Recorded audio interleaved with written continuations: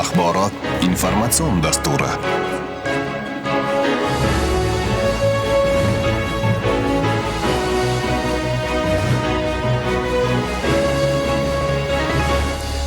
Assalomu alaykum. O'zbekiston 24 radio kanalida axborot informatsion dasturi, studiyada Dilshod Bo'riyev.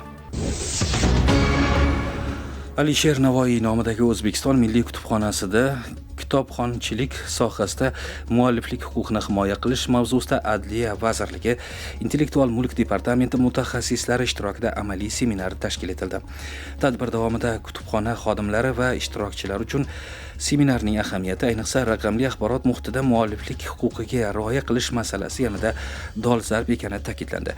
Yashnobod tuman axborot kutubxona markazi abonementlar va foydalanuvchilarga xizmat ko'rsatish bo'limi rahbari Umida Toshmuhammedova Bugun O'zbekiston Milliy kutubxonasiga kutubxona sohasida mualliflik huquqini himoya qilish to'g'risidagi seminar uchun keldik. Mualliflik huquqi bu ijodkorning o'z asarlari ustidan bo'lgan qonuniy huquqidir. Kitoblar, maqolalar, ilmiy ishlar va boshqa adabiy manbalar muallifning intellektual mulki hisoblanadi. Shu sababli kutubxonalar ushbu asarlarni saqlash, tarqatish va foydalanuvchilarga yetkazishda mualliflik huquqiga qat'iy rioya qilishi lozim. Kutubxonalar faoliyatida mualliflik huquqi muhim ahamiyatga ega. Asarlarni noqonuniy ko'paytirish va tarqatishni oldini olish, elektron resurslardan foydalanishda qonuniylikni ta'minlash, muallifning manfaatlarini himoya qilish. Bular kutubxonaning zimmasida hisoblanadi.